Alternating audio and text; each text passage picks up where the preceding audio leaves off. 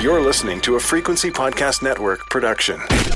The Brock and Dalby Podcast. This is the Brock and Dalby Podcast. Happy Saturday. I'm Dalby from the Brock and Dalby Show, and we are in the process of wrapping up our first week of the Brock and Dalby 50/50. You can get your tickets still, bcc5050.ca. There is a link in the podcast description on this and all episodes of the Brock and Dalby Podcast, so just click that. If you're in the province of Ontario, you can buy your tickets.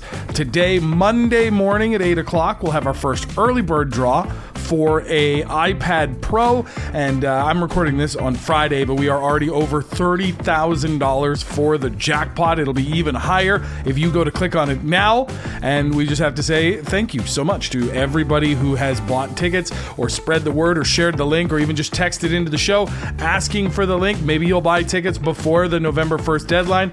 Anything that you can do to help make this bigger is so appreciated. It is for such a great cause, teaming with our friends for Breast Cancer Awareness Month at Breast Cancer Canada. Half of the money we raise will be going to our winner of the draw, but the other half will be going to enrich the lives of so many people afflicted by this terrible disease. So again, bcc5050.ca. If you're in Ontario, anywhere in the province, click the link, buy a ticket. Good luck in the draw, and thank you so much. The Brock and Dalby Podcast. The Brock and Dalby Podcast.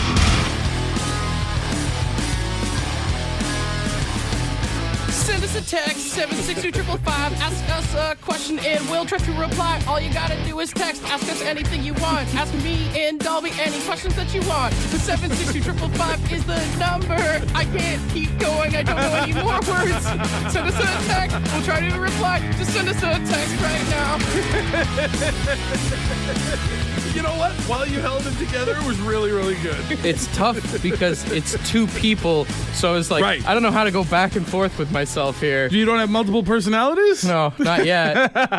Give it some time. Yeah, that comes out after the show. I feel like this is more directed at you. Who was better, D-Generation X or NWO? NWO. And it goes without saying, NWO went too long and got too oversaturated, but the NWO storyline literally revolutionized professional wrestling as a form of entertainment. And DX was cool, and the crotch chop is still in the lexicon and stuff like that. But without the NWO, wrestling is not nearly as popular as it ever got. Is DX basically WWF's version of NWO before they took over? It was their answer to it, yeah. They needed something to combat what was happening on WCW. Yeah. But the chop is way better than the little wolf thing. I like the Wolfpack to Too Sweet sign better. The crotch chop is the bigger of See, the little wolf hand gesture, that just makes me think of my teacher used to do that. She'd be like Silent Wolf when we were in like the first grade. The first time I did it around my son, he went, "Oh, Quiet Llama." And I said, "Get out of here, you nerd." He's not Wolfpack, dude. We got another one in here. It says, if you could erase one song from rock history forever, which song would it be? Bad Girlfriend, Theory of a Dead Man. Okay. It's the worst song I've ever heard in my entire life that got famous. I'm going to be honest with you. That band Talk that we've been playing. Oh, yeah. That Runaway to Mars song. It's not that it's a bad song, but it's we always play it early in the morning before we start the show, and it buzz kills me. Either that or, and I apologize, I'm usually big on Canadian music, take away any Danko Jones, and I'm going with that. You know what? If we're taking away one artist, it's U2. You could roll the dice, pick any U2 song you want, and make it not exist, and I'm a happier person. I get your hatred for U2, but they have done a lot for music, so I got to go against that. The Beatles were great, too. Yeah, whatever. Get rid of them all. This is the guy who listens to Post Malone. Absolutely. Now that's music. The guys from FLC want another shout out, which I always get it wrong what FLC stands for. You convince me. You say it with such confidence. I always believe pretty you. sure from what I heard from someone the other day is that FLC stands for the Furry Logistics Commission. Oh, like putting together the costumes and stuff like that. Yeah. That makes they sense. arrange a bunch of the parties and whatnot. And the conventions, and then obviously the massive steam cleaning that goes into getting the hotel rooms done after. I'm sure the boys are enjoying the weather cooling down a bit because I know those suits get hot. So. Sam didn't have a question. Sam just said Oasis is overrated and I hope they break up on stage again. I will say, I respect that level of petty. I do think the hype is a little much. I don't hate Oasis, but I don't think I was gung-ho about the announcement or anything. No, I mean, I like Champagne Supernova. I like Wonderwall. I like the radio songs. I couldn't name Deep Cut Oasis when they got back together. I was happy for friends of mine that were happy, but I will not be putting my name into the lottery to buy the tickets. Braden said, what do you guys think about Doug Ford's idea to build a tunnel under the 401? God, that got to be about the dumbest political suggestion I've ever heard. All the things that we need money spent on in this province, and that's what he wants to do right now? Absolutely insane. It's nonsensical from a financial standpoint, from an engineering standpoint, even from a time management. None of it makes sense. I did see a headline yesterday, though. Now they're kind of pivoting into maybe buying back the 407. Yeah. And that I can get behind, even though I think I've only driven on it once. Yeah, the 407 is just going to be clogged then because people are just going to be using it more. Well, at least then there will be fewer people on the 401. Valid. All right, we'll wrap up with one more here. It says, if you could have one attribute from any animal, what would it be? It worked out for Spider-Man pretty cool to have like the spider sense of, I don't know is that a real thing that spiders can like tell when danger is present? I don't know. I kill spiders in my basement all the time and it doesn't seem like they see it coming. So. All right, fine then. I'll just take the ability to make webs. I think that would be handy. What are you going to do? Well, you could organize things in your house. Yeah. Just web them up. Or I could stop crime. I guess. I don't know. What do you got that's a good answer? I was going to say, I just want the skill that all dogs have to be able to fall asleep anywhere, anytime. I feel like that's way better than having webs all over your house, dude. The Brock and Dalby Podcast. Sad news if you're a basketball fan, as Dikembe Mutombo sadly passed away yesterday. One of the biggest names in the sport, and also one of the most fun personalities from back when athletes were allowed to have personality. They didn't have media training. Mount Mutombo, baby. Dude, that guy used to give the most ridiculous, like, his interviews, his behavior on the court. Some of the stories about him. Dude, that guy did some things. If you don't know who Dikembe Mutombo is, maybe you saw the Geico commercial a few years ago where the guy's just swatting stuff in people's faces and waving his finger. Not in my house. That laugh. The finger wave is probably one of the most iconic gestures in all of, or taunts rather, in sports. Well after Mutombo was done playing basketball, big man, I used to do it when I would, like, because I was a tall kid, right? I was not great at basketball, but if a short kid in high school tried to shoot past me, I would smack the ball and I would stick my finger in his face. If you see the finger wave, you either think of Mutombo or your mom. Yeah. No, I was more of a hand with my mom. That's What would you say is the greatest taunt in the sports world? Oh, I always liked, and I don't know, because it's not necessarily like a hand gesture, but it is a physical taunt. I always loved it when I was a kid, when someone in the NHL would score a goal and ride the stick past the enemy bench. True. I was like, that's yes. You could even go with the absolutely. Yager salute. The Yager salute is fantastic. That's a class. You got to have some balls to drop that one. You better be good on the ice. 100%. I do like in football, it's becoming a big thing in college football when someone can't tackle someone and it's a shorter guy and they do the too small and they hold their hand flat down. Yeah. You're too small for this. I like that. You know what? Even in golf, God, what was the guy's name? Chichi Rodriguez or something? This is an old-time golfer, but he used to sheath his putter like a sword. Yeah. After a long putt, he would spin it around and put it in his belt. That Kim guy this past weekend, he did the put him to sleep, like the two hands by your ear. Like. That's another good one if someone in basketball drops a long three and then they just put their hands up. Yeah. Although, of course, when you put your hands up like that, I think, and this is who I am, of CM Punk in wrestling, who does that right before he knocks a person out with his finishing move. Oh, is that his finishing? Yeah. Oh, I mean, if we're talking about wrestling, the greatest taunt of all time has got to be the suck it. Oh, 100%. The crotch chop. Yeah. And even the evolution of it, because it used to be, when it first started, you would chop on either side of your crotch, but eventually it became the X.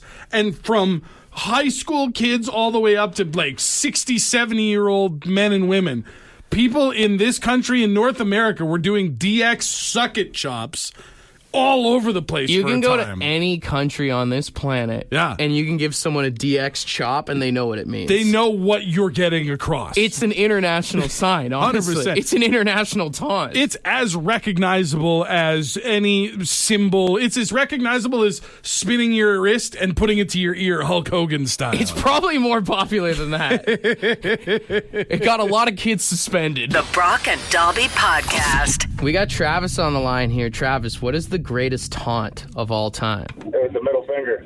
Oh, yeah. How do we not get that? Stone Cold Steve Austin. We're talking about wrestling here. Yeah. Oh, if we were talking about wrestling, I wouldn't think about that, but I was just talking about taunts, and I was like, oh, well, I think the middle finger would probably be a pretty good one. Well, I think that's the thing about the middle finger is it is so universal. It's so easy to use. It works everywhere. Yeah.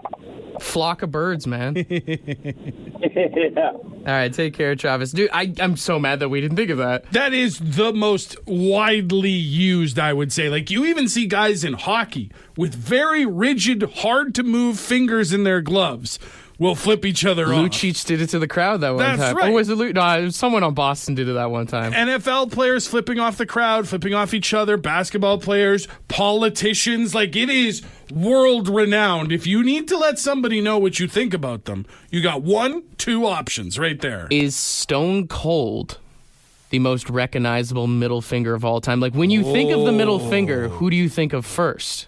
I mean, first, yeah, it's probably Stone Cold Steve Austin. Can I give you a weird 1A, though? Yeah.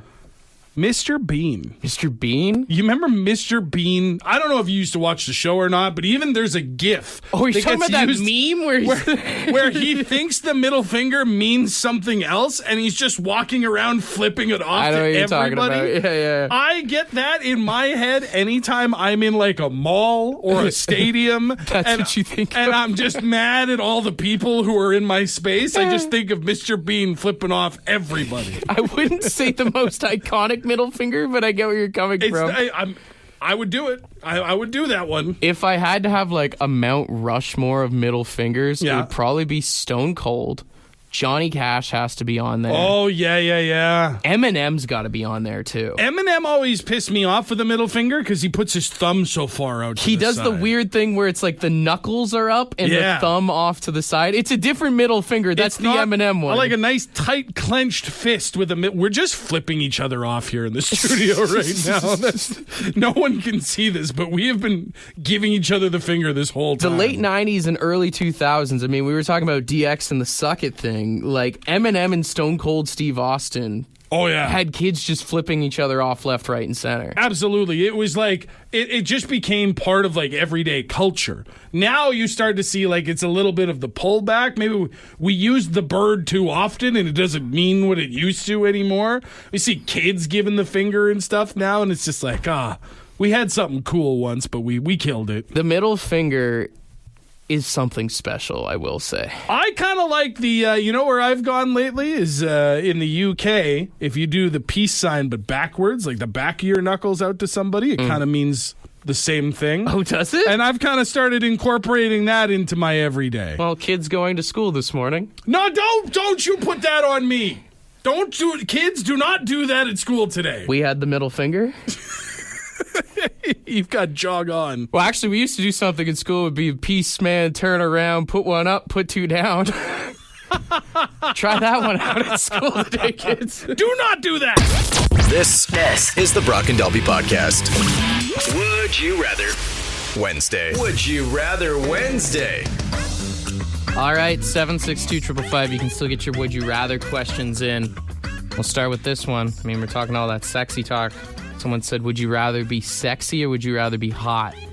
What's the difference between the two? I feel like if you're hot, it's kind of more in your head versus if you're sexy, you know. I what I see. mean? I always assume that like hot is just physical attraction. Like you just categorically you look good. Whereas sexy could be like there are qualities about That's you. probably it, actually. right. Yeah, like you know, I've heard women say like seeing a guy raising kids or doing dishes, things like that can be sexy. Yeah. Whereas you see someone who's attractive, you're like, that person's hot. And if you're hot, you're probably a little full of yourself, I'd say. Yeah, I think I would rather be sexy. Yeah. I think based on the description we just kind of made up there, it feels like that's a more well-rounded. I would have no idea. Because neither of us are hot. I have no idea what hot feels like. We both have faces for radio, so we'll go with sexy on that one. Speaking of sexy, somebody said, would you rather, if you were making a peanut butter and jam sandwich, have mayo on it or ketchup? It's easy, mayo, because ketchup is just pointless. I've said it before. Ketchup is what you put on things that you don't like. I feel like at least ketchup is fruit-based, though. You know what I mean? But I mean, I've had burgers with peanut butter and mayo on it before, and it kind of mixes pretty nice. Oh, fair point, actually. Mayo is an underrated burger condiment. Also, to be like ketchup is a fruit-based condiment. It's fruit-based. It technically is. It's a fruit-based soup. I'm not saying. So gross. All right, what's another one here? Would you rather find out your parents aren't your parents or find out your girlfriend has been cheating on you? Oh, I would much rather find out that my parents are not my birth parents than find out I was being cheated on. Oh, yeah, because that could just mean you're adopted. It doesn't mean like your parents stole you or something. I mean, even if they did, now you're going to write a book. Yeah. Like, that's a story to tell. Yeah, versus if your girlfriend cheated on you, that's just sad. It just sucks. Yeah. Like, even if you find out that your parents are not your birth parents, like, if they've raised you and love you, they can still continue to be your parents, right? I have a stepfather. You have step-parents. Like, that's not the worst thing in the world. There is no shining light to your girlfriend cheated on you. There is no silver lining. Unless to you were that looking for a situation. way to get out of the relationship and then she kind of I think did that it still for you. sucks. I think it's still like, oh my God, I was going to break up with you and you still cheated on me. Yeah, like, but that's then not great. technically your parents were cheating on you in a way? Like your Yes. biological parents, I guess. I mean, which is a terrible way of looking at being adopted. But you're right to some extent.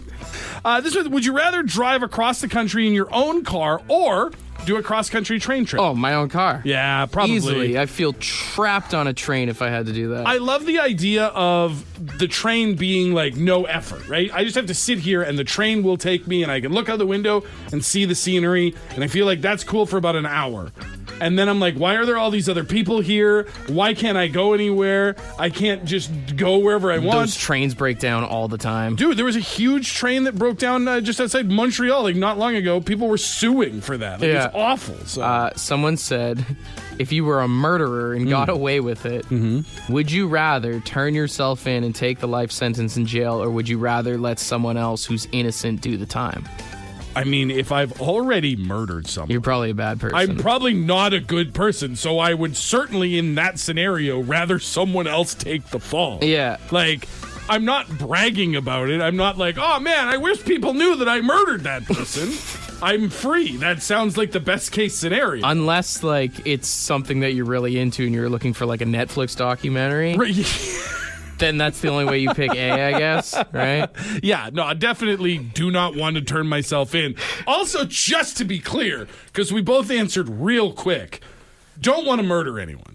Not looking to murder anybody. Yeah. Just want to put that out there. Hey, man, you're kind of explaining more about yourself than you need to. No, but like I'm saying, Usually the guy that's more defensive about it, just saying.